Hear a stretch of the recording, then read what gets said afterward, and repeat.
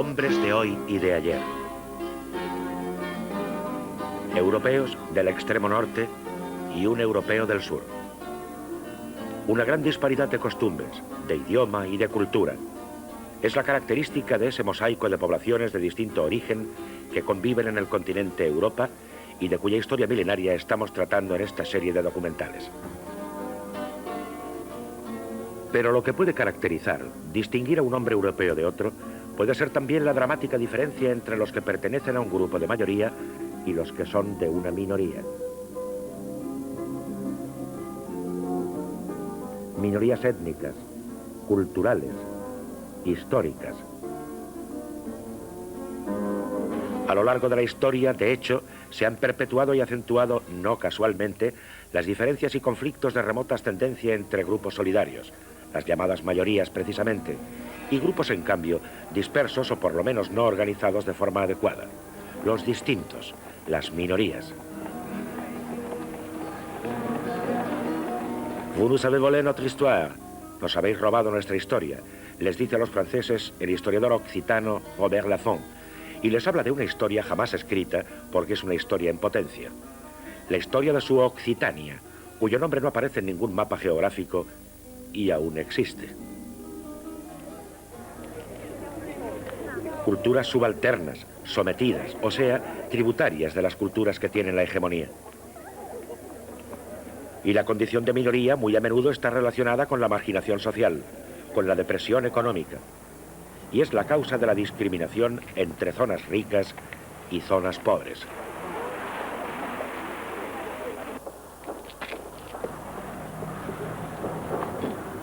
Un ejemplo muy significativo. Un pueblo, por así decirlo, fuera del mundo a pesar de sus antenas de televisión. Estamos en la Sierra de Gredos, en el centro de España, donde reina todo el año una calma absoluta y una somnolienta soledad sin historia. Excepto un día, en febrero, el día del Peropalo. El Peropalo, símbolo de un hombre distinto, símbolo de un extraño, alguien que no pertenece al grupo.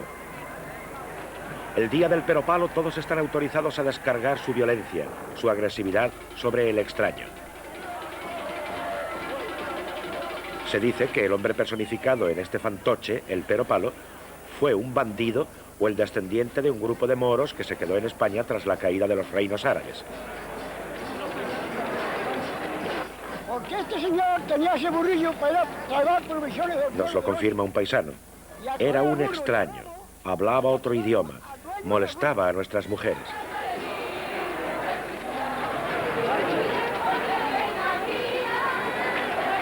Todo el pueblo mima la captura del distinto y de su burro. Hace tiempo, durante la fiesta, al burro le mataban, lo asaban y se lo comían. Hoy se limitan a tirarle la fuente y a atormentarle haciéndole beber vino.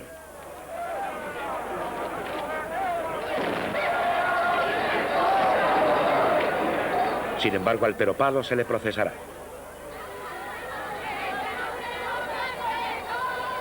Esto ya no es más que una alegre algarabía, pero llena de referencias simbólicas y pertinentes al tema.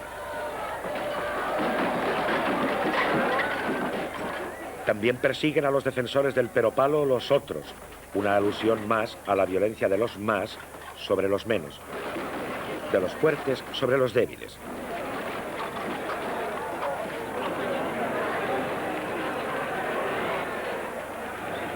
El Peropalo es condenado a muerte.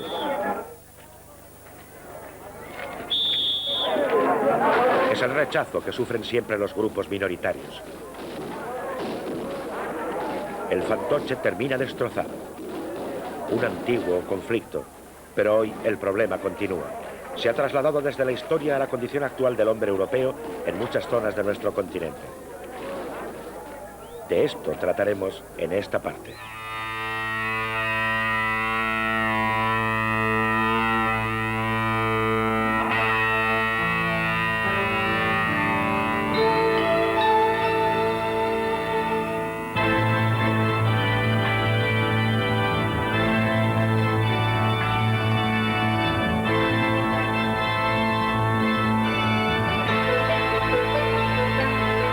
El hombre europeo.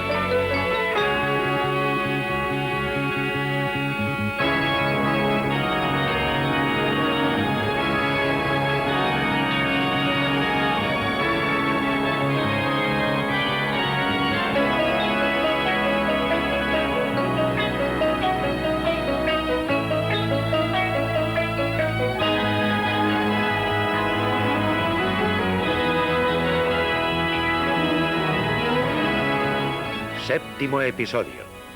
Las minorías.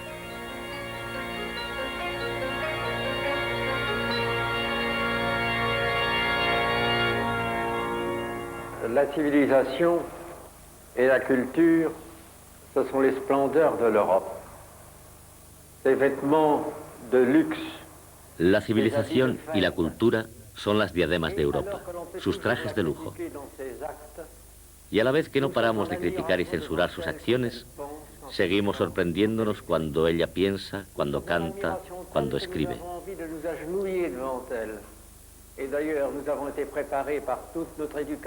Por otra parte, nosotros hemos sido educados para admirar este largo cortejo de civilizaciones y de culturas.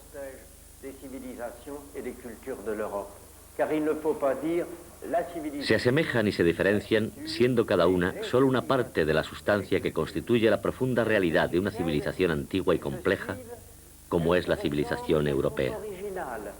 Elles sont originales parce qu'elles ne reprennent qu'une partie de la substance même qui constitue la réalité profonde de la civilisation. Yo veo este alternar de civilizaciones como una sucesión interminable de olas de larguísima duración. Se ha dicho, y es correcto, que ser europeo significa ser a la vez cristiano, romano y griego. Son las tres dimensiones casi permanentes del espíritu y de la cultura europea. Somos cristianos hasta cierto punto, y hasta cierto punto somos romanos y griegos. Pero en el fondo seguimos siendo todo esto. El cristianismo está presente siempre. El mundo romano surge de nuevo entre nosotros. El mundo griego no nos abandona. Las olas de larga duración son las realidades profundas de la civilización europea. Pero acompañando a estas están las olas de superficie, de breve duración. Olas repentinas con las que se va cubriendo poco a poco la civilización europea. Son efervescencias, resplandores, y nosotros que somos espectadores no vemos más que esa realidad momentánea, porque se trata de realidad momentánea. Por ejemplo, los años más gloriosos del Renacimiento, desde luego no son más de 50 o 100 años.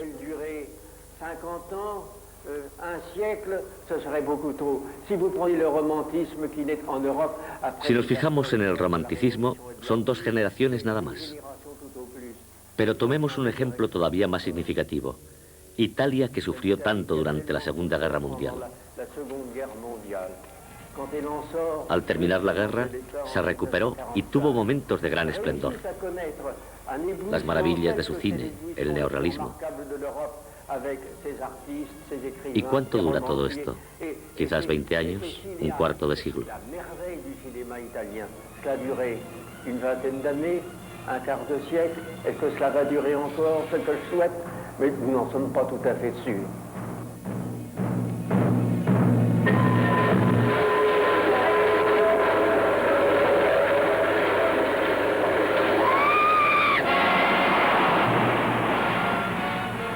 Junto a las olas de larga duración que corren por el fondo de la realidad cultural de Europa, estas oleadas, estas tempestades, sobresaltos demasiado brillantes, revelan realidades sometidas.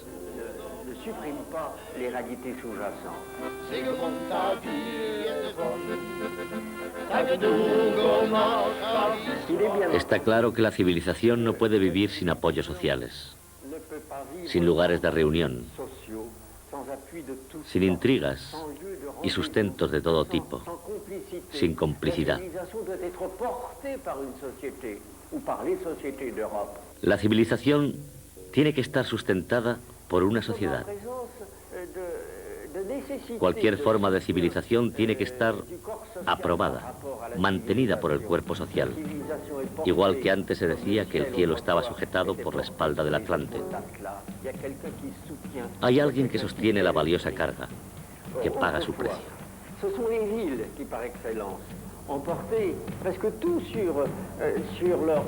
Antes fueron sobre todo las ciudades las portadoras casi absolutas con su potencia y su arrojo.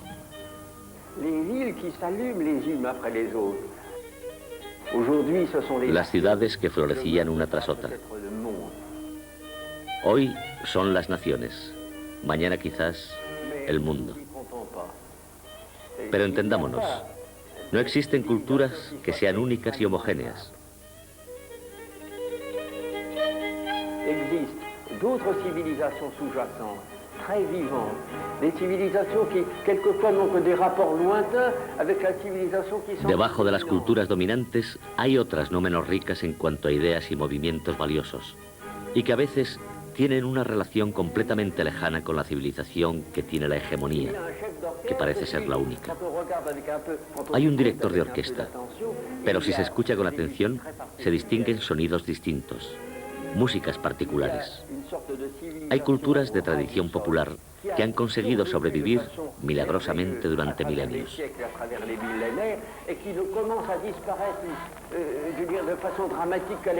Ahora más que nunca estas culturas buscan una identidad para sobrevivir, en cierto modo para reafirmarse.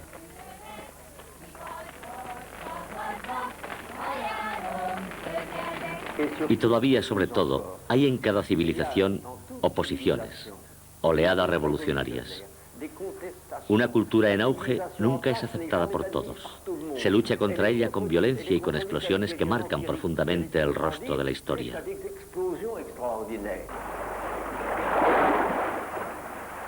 Culturas sometidas y sin embargo vitales. Culturas que sobreviven como escondidas en las entrañas de las otras civilizaciones.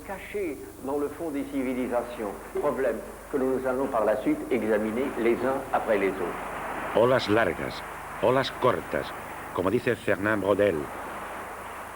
Símbolos y realidades.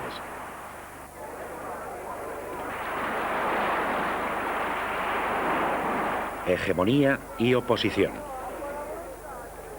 Mayorías y minorías. Violencia ritual. Violencia real. Pamplona. Pamplona, en los Sanfermines, el encierro por las calles de la ciudad. Pamplona se identifica con el mito de la España valiente, noble. Sin embargo, poca gente recuerda que esta ciudad es la antigua capital del Reino de Navarra. Y muy pocos saben que tiene otro nombre, Iruña.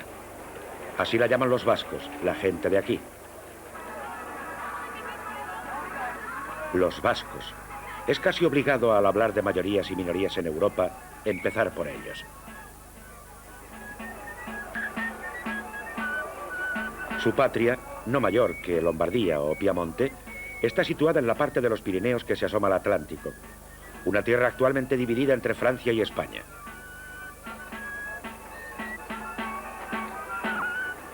Estamos en un valle de esta frontera. Aquí cada año los vascos se reúnen para celebrar un acontecimiento memorable de su historia.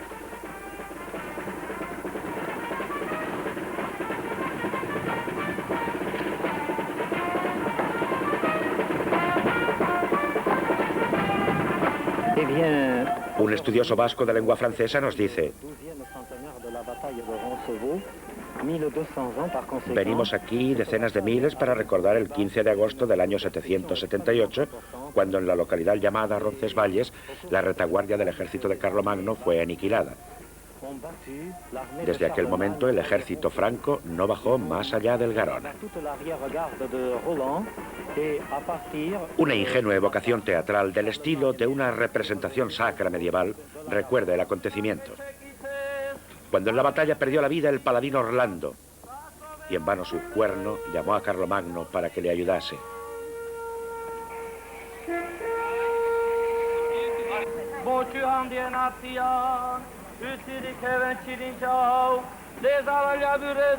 No fueron los árabes, como nos cuentan nuestras leyendas, los que tendieron la trampa mortal a los paladines de Carlomagno. Fueron los vascos.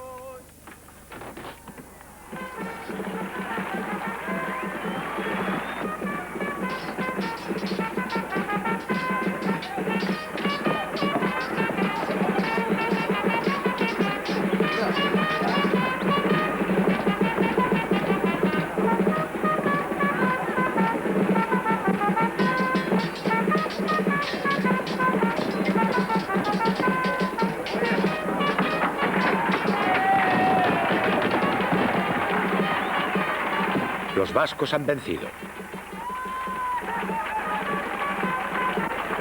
Los malos caen en la trampa que lleva al infierno.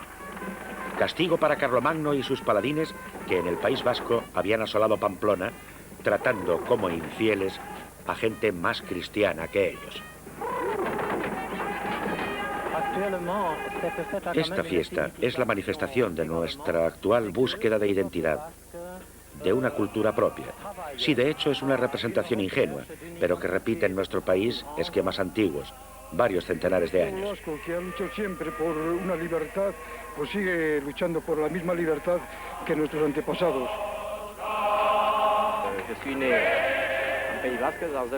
Hablo francés, pero nací en el País Vasco.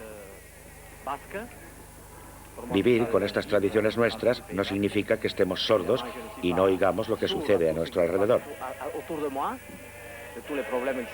Espero que el pueblo vasco consiga su identidad, no solo la suya, sino la de todos, a nivel europeo.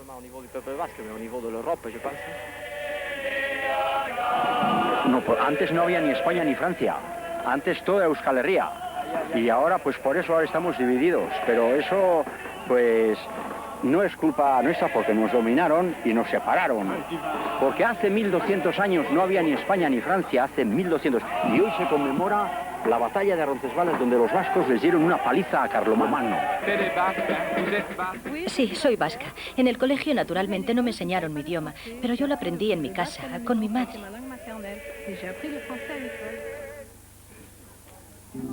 Imágenes tranquilas de una periferia europea. Pero esta serenidad de un pueblo vasco no debe engañarnos.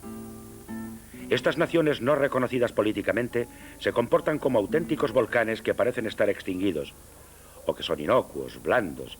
Se puede acercar uno a ellos y de pronto sueltan desahogándose su magma. También estos volcanes tienen su misterio, y sobre esto vamos a preguntarle a un antropólogo vasco, el profesor Julio Caro Baroja. Esta casa vieja del barrio de Alzate de Vera de Bidasoa, que se llama Itzea, casa de mi familia materna, que fue construida en el siglo XVII. Pasen ustedes y hablaremos. Que hay un misterio, pues parece claro, puesto que el problema del vasco es ante todo un problema lingüístico y el parentesco de la lengua vasca con las del resto del mundo todavía no está muy claro. Es decir, que se han hecho comparaciones con una cantidad enorme de lenguas de distintas épocas y de distintas... ¿Existe una psicología específica del hombre vasco? El vasco es ante todo un hombre de acción y que se ha caracterizado más siempre como hombre de deporte, como hombre de actividades múltiples en el mar, en tierra, en la marina, en la pesca, en el monte, o homo faber, y aún en los momentos graves del país se nota que este carácter de hombre de acción es lo que más nos caracteriza y lo que más puede en un momento dado perjudicarnos. La fuerza como característica social de grupo, fuerza y habilidad como en esta competición típicamente vasca donde intervienen los jóvenes. Baroja, al hablar de la fuerza como aspecto positivo pero también negativo de su gente, alude seguramente a las tragedias de los últimos años, a las terribles crónicas del terrorismo de ETA. Nosotros no trataremos de ello, y tampoco del terrorismo del IRA irlandés, dos fenómenos muy similares entre ellos por su crueldad que contrastan con la serenidad de los países que lo sufren.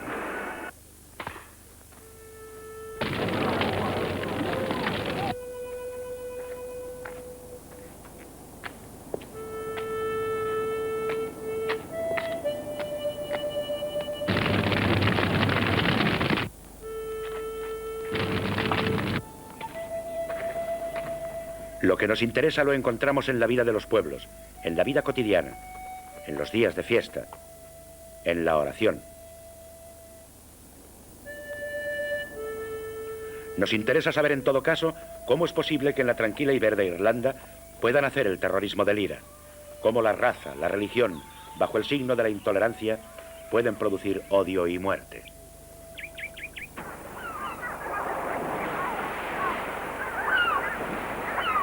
Seguimos en la costa atlántica, donde el hexágono francés comba su lado más largo, formando un arco modelado por las olas del océano.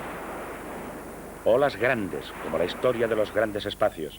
Olas más pequeñas, si acercándonos a la Tierra, vemos cómo se rompen en los arroyos de las distintas culturas.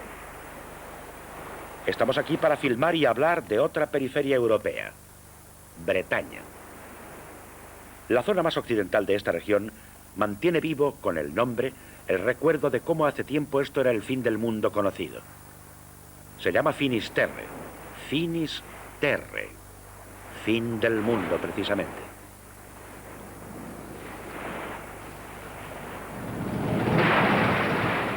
En estas aguas que son, gracias a la pesca, uno de los principales recursos bretones, la única vía segura durante siglos ha sido al norte el Canal de la Mancha.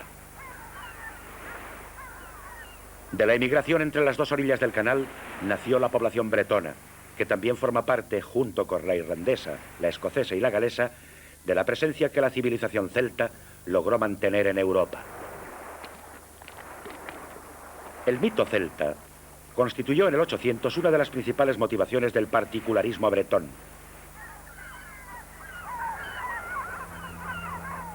Otra motivación importante es la tradición religiosa profundamente arraigada en Bretaña y aún viva en nuestros días.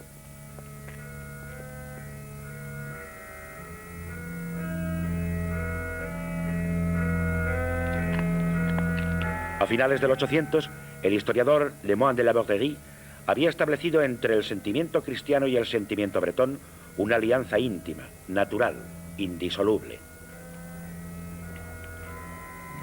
En Bretaña ya se tenían pruebas de la fuerza centrífuga de un sentimiento religioso tradicional a fines del 700, cuando la chuanería, rebelión contracultural en nombre de la religión difamada por los jacobinos.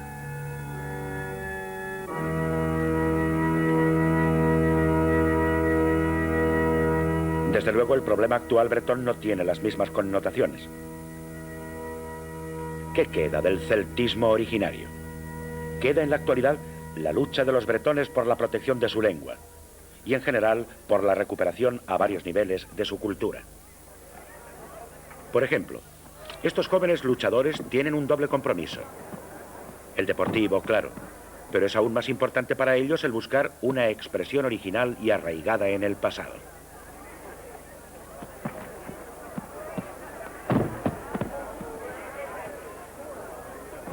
Pero actualmente el contencioso entre los bretones y el Estado francés tiene sobre todo un carácter económico y social.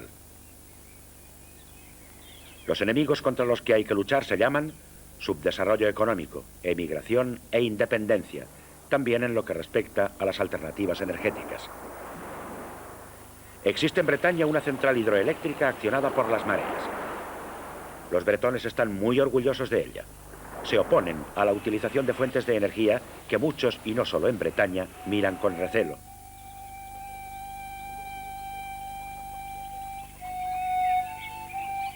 Vivre et travailler au pays. Vivir y trabajar en el país, en la tierra donde se ha nacido. Es un eslogan correcto. También porque el campo bretón, el interior del país, se va despoblando poco a poco hasta que se llega a un abandono casi completo. Hay imágenes en las que el abandono parece total.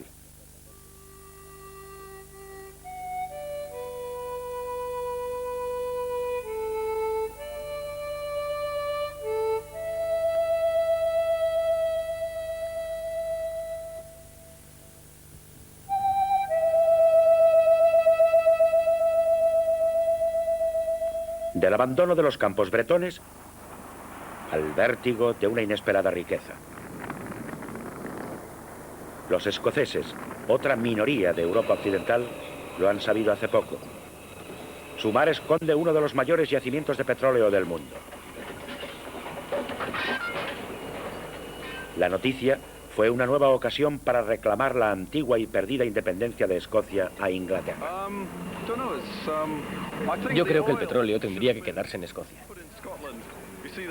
Sin embargo, cuando lo encontraron, decidieron que no se nos daría a nosotros. Nos habría servido para hacer de nuestro país uno de los más prósperos de Europa. A los ingleses les sirve para pagar sus deudas. Nosotros, los escoceses, no queremos a los ingleses. Y siempre hemos pensado que los ingleses nos dominan.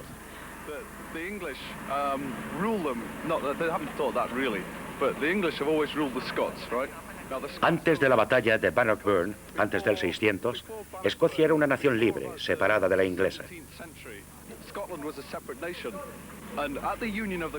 La población británica está formada por ingleses, escoceses, galeses, irlandeses del norte, una unión que si no es motivo de violencia, por lo menos no es aceptada. Manifestaciones en toda Europa en contra de lo que ha hecho la llamada razón de Estado, que ha unido a la fuerza culturas y etnias distintas. O por el contrario, las ha separado arbitrariamente, trazando fronteras artificiales.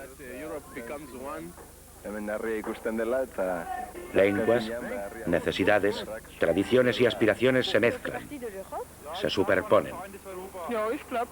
Los idiomas a veces entre ellos se entienden, otras veces no. Es el caso, por ejemplo, de Bélgica. El flamenco y el balón.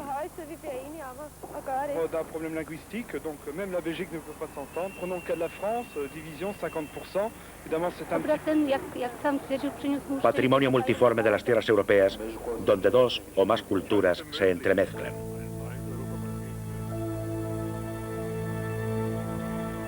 Suiza, con lo pequeña que es, acoge a 3. Y aún son más numerosas en Yugoslavia. Y aquí a la diversidad de las etnias y de los idiomas se suma la variedad de religiones.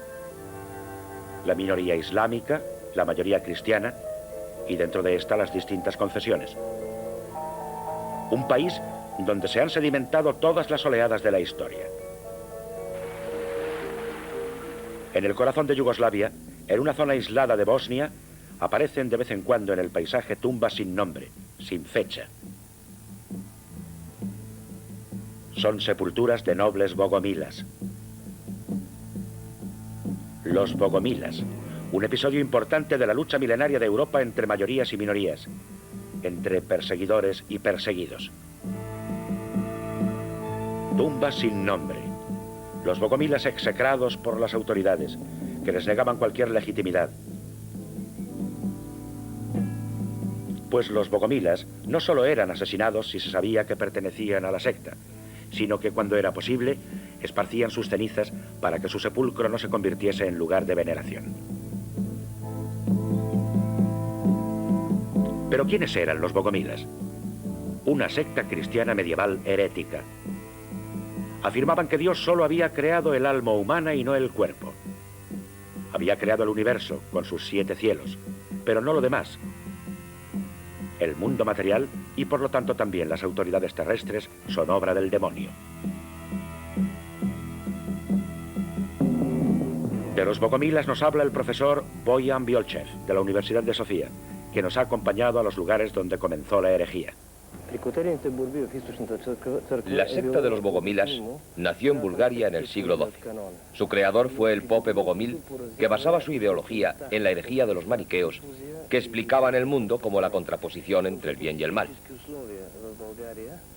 Debido a las luchas por el poder en la Iglesia ortodoxa y a la corrupción del clero, trasfondo del caso de los bogomilas, un fenómeno estrictamente religioso se convirtió en una revolución social. Y no se trata de una nostalgia cualquiera del pasado, sino de valorar al hombre tal como es. Ya que en el pensamiento de los bogomilas pueden vislumbrarse quizás los primeros indicios genéticos del fenómeno laico que más tarde será el Renacimiento.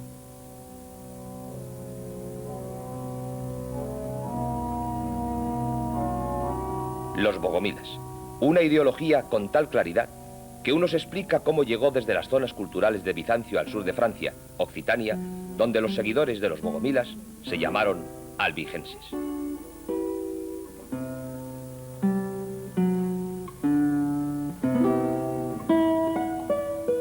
Estamos en Occitania.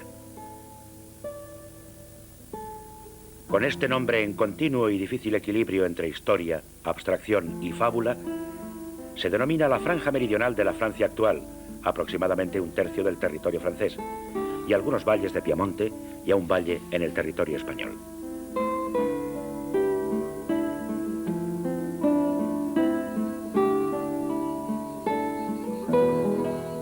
En Occitania, la herejía de los bogomilas tomó el nombre de albigenses, por la ciudad de Albi, sede de ese movimiento. El Papa empezó una cruzada contra los herejes cristianos albigenses, o cátaros, como también se les llamaba. Y esta persecución de cristianos a cristianos solo llevó matanzas, crueldades y destrucción a Occitania. Hasta que los albigenses fueron exterminados, o dispersados. Una canción provenzal dice que Occitania dejó de existir como país libre y feliz desde entonces. Eran tan drets que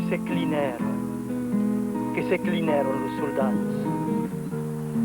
A veces, quand se revoltaron los viñairos desrasigados, eran tan drets. Con las cruzadas contra los albigenses muere un país y nace un mito. Un mito tangible todavía en esta extensa zona perteneciente histórica y geográficamente al mundo latino. ¿Cómo puede alguien ignorar que precisamente en esta tierra occitana, entre el Atlántico y el Mediterráneo, se guarda uno de los más importantes secretos de la civilización europea? Aquí, en esta tierra occitana, las largas oleadas de la historia, de las que hemos hablado anteriormente, Roma y antes Grecia, los fenicios, luego Francia y la expansión árabe en España, que está al lado. Aquí se han quebrado y confundido unas con otras. En esta tierra, una de las más bellas de Europa, patria de los trovadores.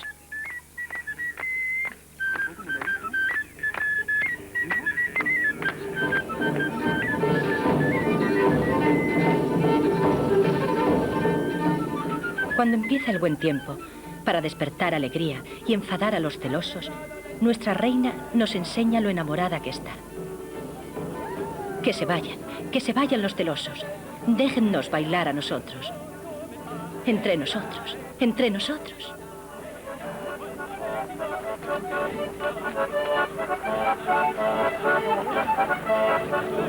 Versos y melodías de los trovadores occitanos de la Edad Media.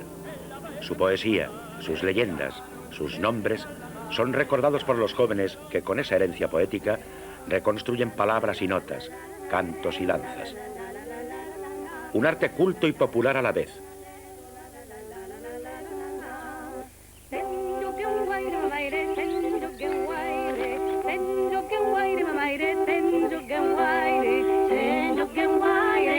Un recuerdo lleno de nostalgia. No es extraño entonces que los occitanos de hoy consideren su pasado como patrimonio común, importante para todos los europeos y que no hay que olvidar. Los jóvenes occitanos no se limitan a evocar su místico pasado con cantos y danzas. Se reúnen, por ejemplo, a cientos, a miles, en universidades de verano para estudiar y mantener así viva su lengua originaria, la lengua de Oc. Y van al campo, ellos y sus profesores, a hablar con los campesinos para quienes sigue siendo su lengua materna. Y así reviven la esencia de su cultura.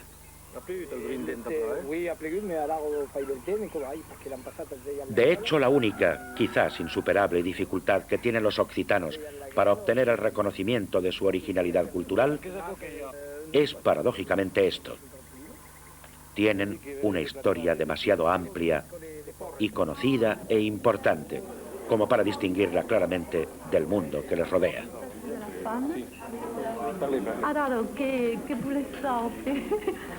Demasiada importancia ha tenido Occitania en la formación de la cultura francesa para que hoy se hable de Francia y Occitania como de dos civilizaciones distintas.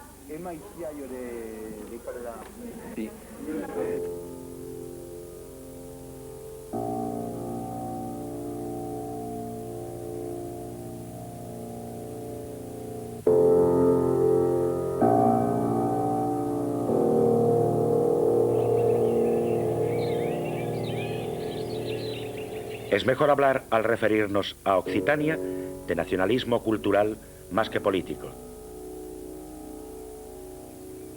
Una reivindicación de la que fue portador durante el pasado siglo y comienzos del actual el premio Nobel Federico Mistral, hijo de esta tierra. Su poema más famoso, Mireio, termina donde la tierra y el agua se funden, a las orillas del Ródano, entre los estanques de la Camargue, donde se encuentra la iglesia fortaleza de Les Saintes-Maries de la Mer. Esta iglesia es la meta de otra minoría, una minoría por excelencia, los gitanos. La iglesia fortaleza es su santuario preferido. Se adora una humilde sierva de piel negra. Su nombre es Sara. Aunque nunca ha sido reconocida oficialmente como santa por la Iglesia Católica, Sara, la Negra, sigue siendo la patrona de este pueblo, el más disperso de la más importante comunidad nómada europea.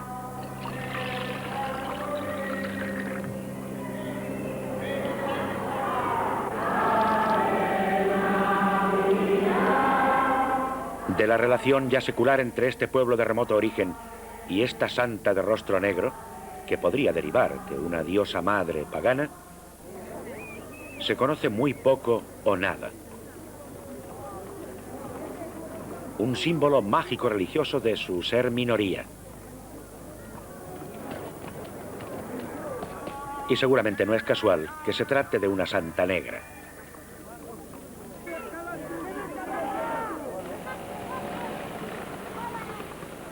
Estamos en Cataluña, región española que limita con el sur de Francia, con Occitania.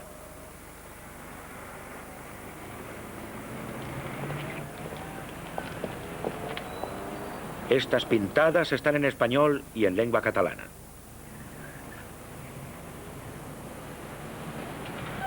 Seguimos en las orillas del gran lago Mediterráneo. Hemos pasado una frontera, a una zona cultural donde, como en ninguna otra parte de nuestro continente, los límites se han difuminado. Y la variación del lenguaje es también similar a un difuminado de colores en un mismo tono. Muchos estudiosos creen, de hecho, que el catalán es uno de los muchos dialectos occitanos.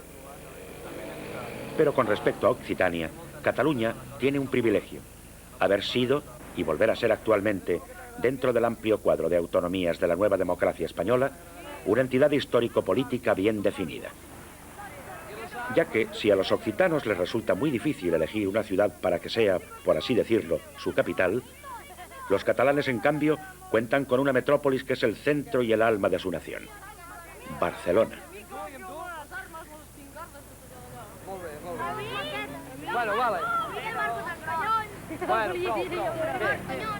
Bé, estem parlant amb... Això és una escola, Nosaltres no som pas d'aquí, som d'un poblet d'una ciutat de la província de Barcelona. 35.000 habitants. 35.000 habitants, sí. Que no parlem en espanyol, parlem en català.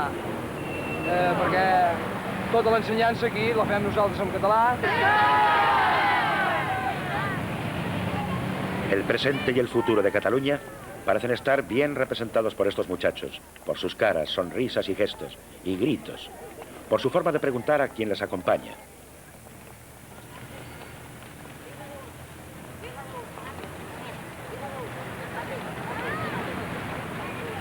Es una de tantas excursiones de colegio a la capital, que, como en todas partes, termina con la visita al museo. En este caso, el museo donde se conserva la galera catalana que participó en la batalla de Lepanto.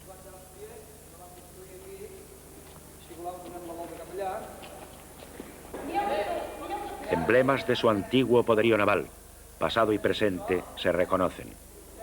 Una gloria de tiempos lejanos, una gloria de hoy. El templo de la Sagrada Familia, proyectado por ese genio que fue Gaudí. Se ve como una imaginación muy grande y una vida personal que ha de tener muy fuerte para poder llevar a cabo una obra, aparte monumental, tan llena de vida. La obra de Gaudí en este templo será una corriente de gótico, pero puesto al día.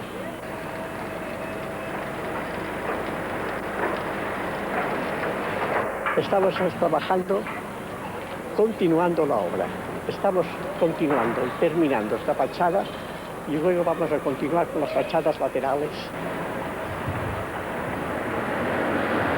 Él ha nacido en Cataluña y él se siente catalán toda su vida, 100%, no más todavía. Y esta obra, precisamente para nosotros, que Gaudí se da a conocer en todo el mundo, es la prueba de que realmente esto es Cataluña.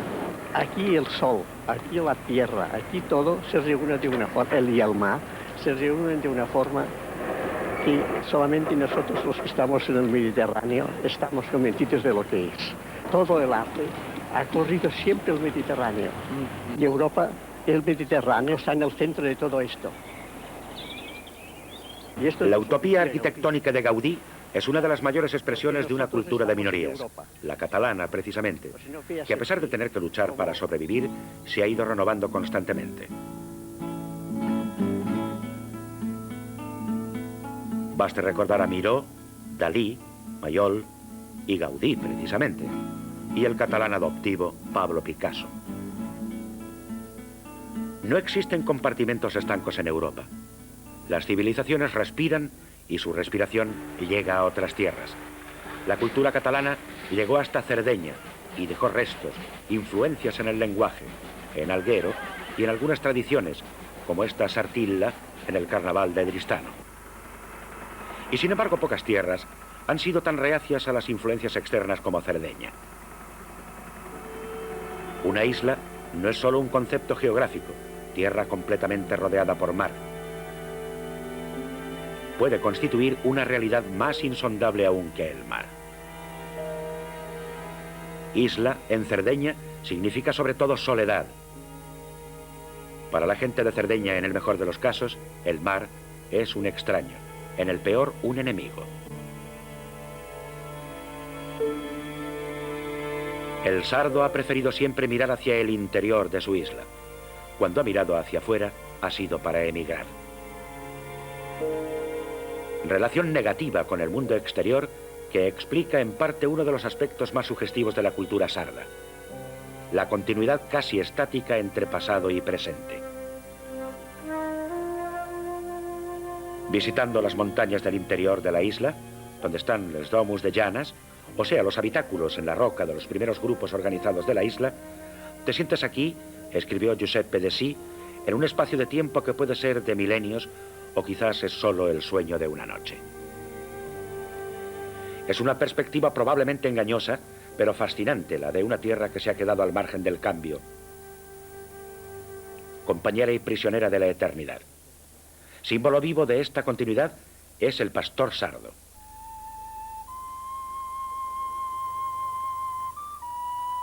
De nuevo escribe ese gran literato sardo que fue de Sí.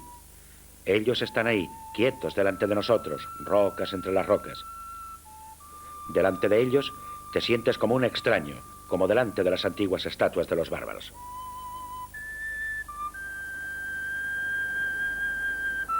Siete siglos antes de Cristo, el pastor protosardo ofrecía y dedicaba a sus dioses la imagen de sí mismo representada en estos pequeños bronces sagrados.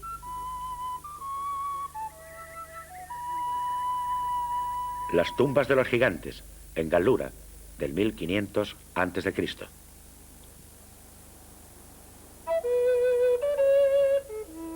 Es el mundo de la cultura nurágica, el nombre deriva del monumento típico de Cerdeña, donde existen más de 7000 aislados, solitarios. Algunos en algún pueblo. Otros, en cambio, formando auténticos poblados, como el de Barúmini. No son solo testimonio de una antigua civilización, restos arqueológicos.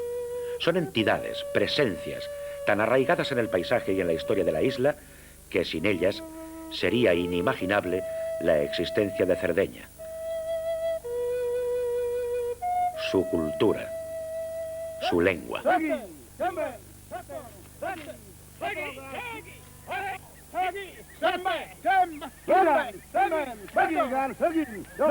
El pastor como hombre solo, solo frente a la naturaleza, frente al destino. solo frente a los hombres. El pastor que se hace bandido, solo contra la ley, la sociedad, el Estado. Realidades incomprendidas y quizás para él incomprensibles, hostiles. Rebelión contra el orden establecido, un ensanchamiento del ámbito sociopolítico del llamado individualismo del alma sarda, que innato ciertamente no es. El bandido sardo, como el corso, su pariente cercano, se ha identificado a veces con el héroe romántico, defensor a su modo de los valores tradicionales que se contraponían a los que venían de fuera. Una aureola, una patente de nobleza que no puede servir en la actualidad como justificación de las nuevas formas de criminalidad, como el negocio de los secuestros de personas.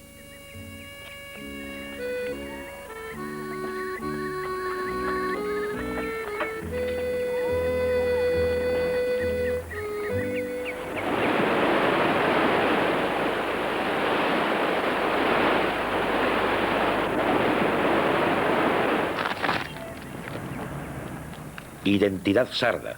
Esto es lo que piensan los jóvenes estudiantes y los viejos pastores en un pueblo de la Barbacha. Admiro muchísimo nuestras tradiciones, todo lo que nos rodea, la naturaleza sarda con sus paisajes ásperos, la naturaleza salvaje y también la tradición que está desapareciendo.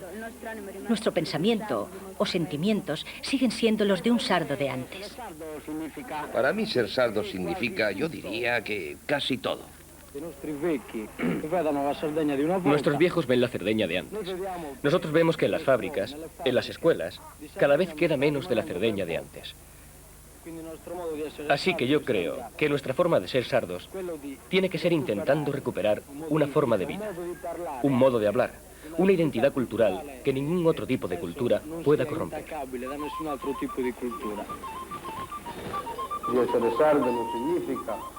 Ser sardo no significa encerrarse en este cascarón. Todo lo contrario. Incluso defendiendo, sintiendo de verdad ese patrimonio cultural, quieren que se les reconozcan los mismos títulos, los mismos derechos que a los otros pueblos que deberían contribuir a formar Europa.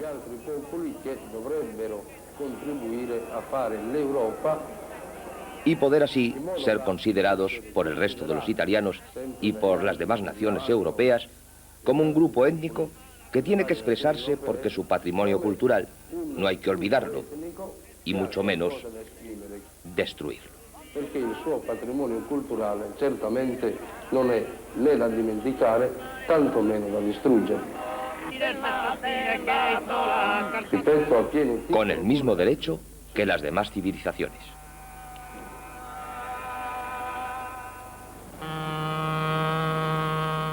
Después de pasar el canal de Bonifacio, un caso análogo al sardo, Córcega.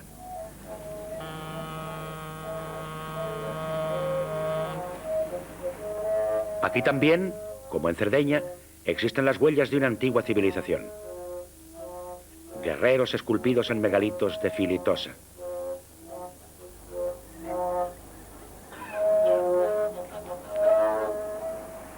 En cuanto a los problemas de la Córcega actual, son muy similares a los de la vecina Cerdeña. En algunos aspectos son incluso más graves. La emigración corsa ha alcanzado desde los últimos decenios del 800 y la primera mitad de nuestro siglo proporciones gigantescas.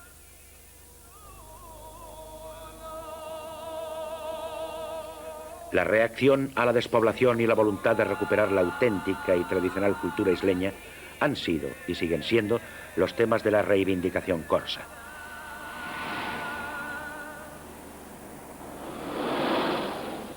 Reivindicación que en algunos casos ha escogido también la vía de la violencia. Nuevo inquietante capítulo de los problemas regionales de la Europa contemporánea. Un mapa político de Europa. El cartógrafo se ha preocupado de poner colores fácilmente distinguibles. Aquí rosa, aquí verde. Para la vida de los hombres, esta voluntad de fijar las relaciones, qué engañosa es. Si fuese posible, habría que inventar un mapa capaz de palpitar, capaz de fundir a cada momento los colores. El mapa, en suma, tendría que tener alma. Poco importa, por ejemplo, que nos explique que la región que está debajo de las cumbres alpinas que sirven de barrera al Brennero se llame Alto Adigio o Tirol Sur, dos nombres que solo indican dos puntos de vista distintos, el italiano y el austriaco. Lo que importa es saber que las dos perspectivas tienen un sentido si la división y la diversidad no comportan violencia de una cultura sobre otra, sino que se intentará entre dos grupos étnicos que la historia y la geografía obliga a estar juntos, se intentará convivir pacíficamente. Aquí, como en el Valle de Aosta, como en el centro, las demás zonas de incierta frontera de nuestro continente. En la Europa eslava, más ejemplos de desplazamientos culturales creados por fronteras políticas y militares se podrían citar. Humilde, desconocido, pero no por eso menos significativo, es el ejemplo que nos ofrece esta comunidad serbia. Se refugió durante un sangriento conflicto del siglo pasado en este pueblo húngaro. Ha salvado su cultura, su tradición, y está orgullosa de ello. Nosotros aceptamos vivir con los húngaros y ellos nos acogieron. Entre nosotros todo es distinto. Comidas, religión, idioma.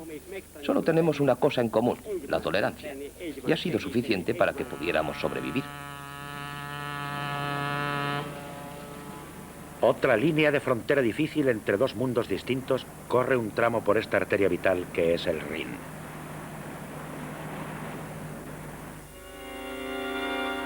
Alsacia. Esta región y su gente llevan desde siempre en la posición, positiva y negativa a la vez, de quien vive en un espacio disputado. Alsacia es tierra puente entre Francia y Alemania. Su frontera, que en tiempos de la línea Maginot fue de acero, se ha corrido varias veces tras sangrientas batallas.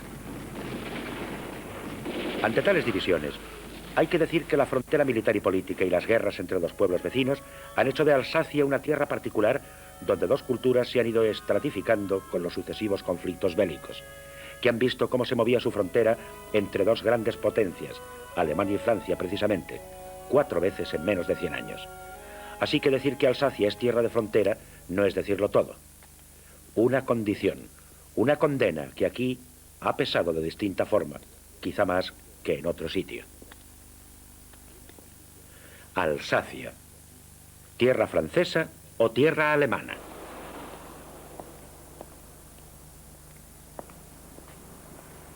La cuestión se ha tratado apasionadamente, con variedad de argumentos, a menudo con violencia de tesis dogmáticas que todavía hoy apasionan a cualquier alsaciano.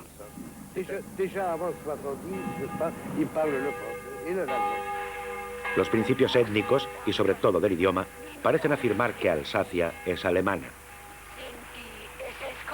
Otros principios, quizá menos controlables, pero ciertamente superiores a los anteriores, la libertad y la voluntad humana, reconocen como válida la tesis contraria, la pertenencia de Alsacia a Francia.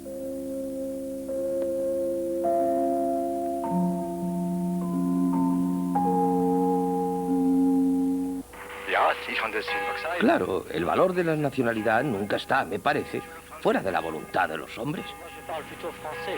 La nación, desde la Revolución Francesa en adelante, es el resultado de una elección, ¿o me equivoco? Bueno, en Alsacia se es al mismo tiempo francés y alemán. Aquí quien ha nacido entre la guerra de 1870 y la de 1914, los viejos, vamos, son alemanes, hablan alemán. Luego, quien ha ido al colegio ha aprendido el francés.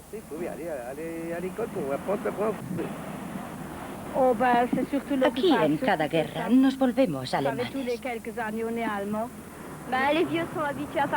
Los viejos hablan alemán. Nosotros, los jóvenes, francés.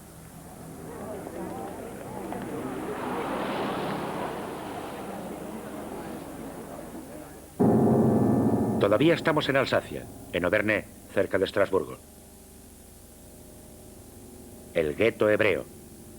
Los muros de estas calles esconden solo parte de los dramas, los miedos de una historia todavía reciente.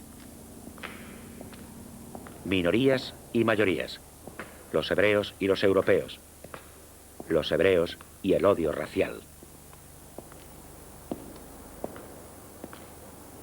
No es solamente una cita obligada, pues la historia, sobre todo la reciente del pueblo de Israel, es sin duda el ejemplo más dramático del problema que hemos querido tratar en esta parte.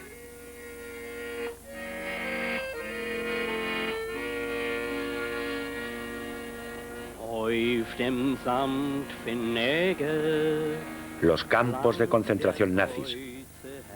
Un capítulo ejemplar. El hombre puede llegar a esto, concebir la destrucción material de un pueblo entero. No menos ejemplar, en sentido contrario, es el capítulo escrito por los hebreos que se liberaron de la exterminación. Un renacer desde las cenizas, una recuperación de los valores culturales dispersados.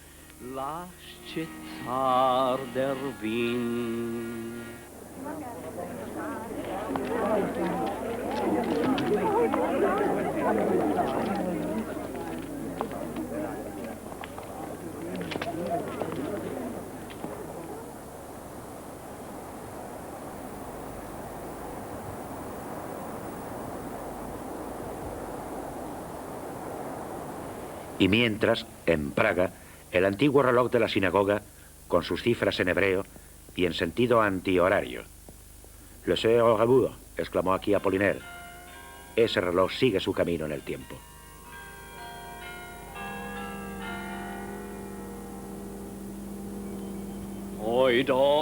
Mientras sobre las tumbas del cementerio hebreo cae siempre la nieve. El odio en el fondo no ha conseguido nada. Y el tesoro del judío errante, de ese hombre europeo que se llamó Kafka o Einstein, y otros que están aquí enterrados, es patrimonio indiscutible de nuestra historia de ayer y de mañana.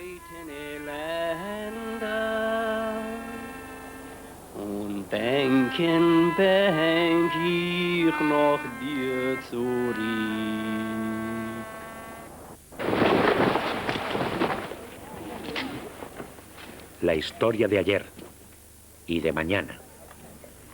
En ningún sitio está escrito el destino, la duración en el tiempo de los pueblos de los que hemos hablado hasta ahora. Nos dice un arqueólogo que está trabajando en unas excavaciones de Macedonia.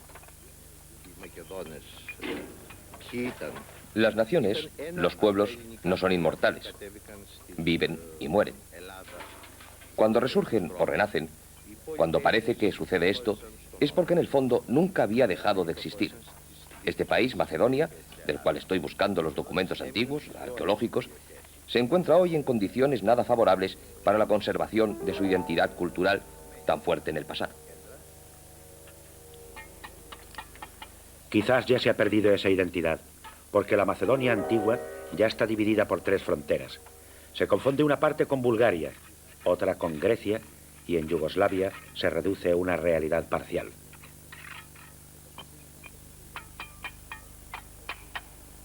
La transformación de la cultura macedónica desde su lejano pasado de esplendor continúa siglo tras siglo, año tras año. ¿Será capaz de producir la anulación de cualquier relación entre realidad contemporánea y tiempos antiguos? ¿Del hombre macedonio se podrá hablar solo en términos de búsqueda arqueológica? Estáis filmando, y sois de los primeros que tenéis este privilegio, uno de los documentos arqueológicos más importantes descubiertos en los últimos tiempos, la tumba de Filipo el Macedonio, una tumba buscada durante decenios y que ahora ha salido a la luz. Aparte de su valor científico, este monumento es el fabuloso tesoro del rey. Todo esto tiene un enorme valor histórico, político. Representa un punto de referencia apasionante para cualquier macedonio.